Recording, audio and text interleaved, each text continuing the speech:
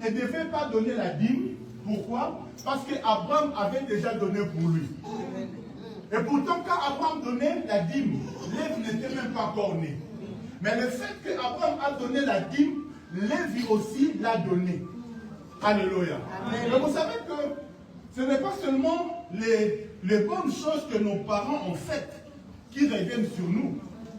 J'aimerais déjà dire à un parent, fais du bien. Amen. Parce que tes enfants en bénéficieront aussi. Amen. Mais j'aimerais aussi faire un équilibre. Le mauvais acte que nous posons, nos descendants aussi en payent.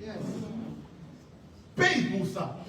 Je me suis toujours posé la question, mais pourquoi est-ce que Dieu a permis que les enfants d'Israël soient esclaves en Égypte?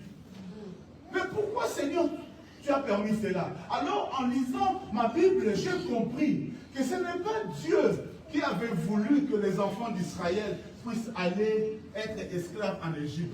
Mais c'est lui qui a fait que les enfants d'Israël soient sous la coupole, sous la domination égyptienne. C'est Abraham lui-même. Parce que dans Genèse chapitre 12, la Bible nous dit qu'Abraham, quand il est parti en Égypte, qu'est-ce qu'il a fait? Il a donné sa femme Sarah à Pharaon. Il a dit à Sarah, tu es trop belle. Et si Pharaon et sa cour te voient, ils vont me tuer. Alors, fais seulement comme si tu es ma soeur. Ma soeur, oui, c'est vrai que Sarah était aussi la demi-sœur d'Abraham, n'est-ce pas? Mais il était aussi sa femme. Mais il n'a pas déclaré Sarah comme sa femme. Il a dit, déclare seulement que tu es ma soeur.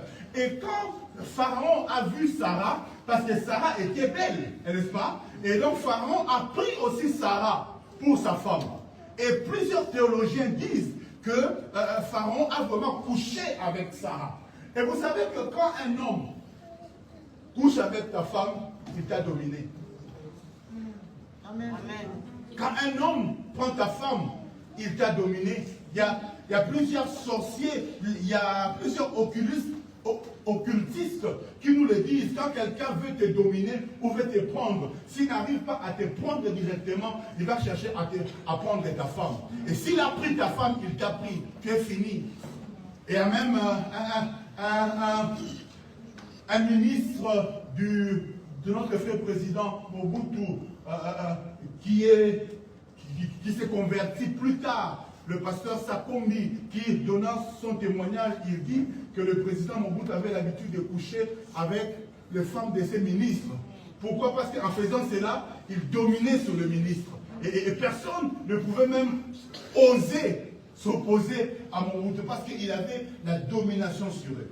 Donc Abraham, en donnant Sarah au Pharaon, sans qu'il ne le sache, il avait aussi donné sa descendance pour que l'Égypte puisse les dominer. Et vous savez, la Bible déclare que Dieu bénit à plusieurs générations, n'est-ce pas? Mais quand quelqu'un a commis le péché, la malédiction va jusqu'à la 4e ou à la 5e génération. Est-ce que vous me comprenez? Et donc, Abraham, en faisant cela, en donnant Sarah à Pharaon, il s'est aussi mis sous la coupole de l'Égypte. Oui, c'est vrai que Abraham est sorti de l'Égypte avec beaucoup de richesses. Mais il y a ce que tu gagnes aujourd'hui, tu ne sais pas ce que tu perdras demain. Le diable peut te donner une richesse temporaire, mais c'est que tu ne sais pas que tu as maudit des générations derrière toi. Est-ce que vous me comprenez? Donc, Israël s'est retrouvé esclave. À cause de quoi? À cause de ce que leur grand-père avait fait. J'aimerais dire à quelqu'un, il y a certaines choses même que tu es en train de vivre aujourd'hui, tu n'en es pas la cause. Peut-être que tu es en train de payer le prix de ce que tes parents ont fait. Mais j'ai une bonne nouvelle pour toi. C'est que Jésus vient mettre fin à ces choses-là. Quand tu donnes ta vie à Jésus, ce n'est pas seulement toi qui es délivré, mais même tes enfants aussi sont délivrés. Est-ce que j'aimerais parler à quelqu'un?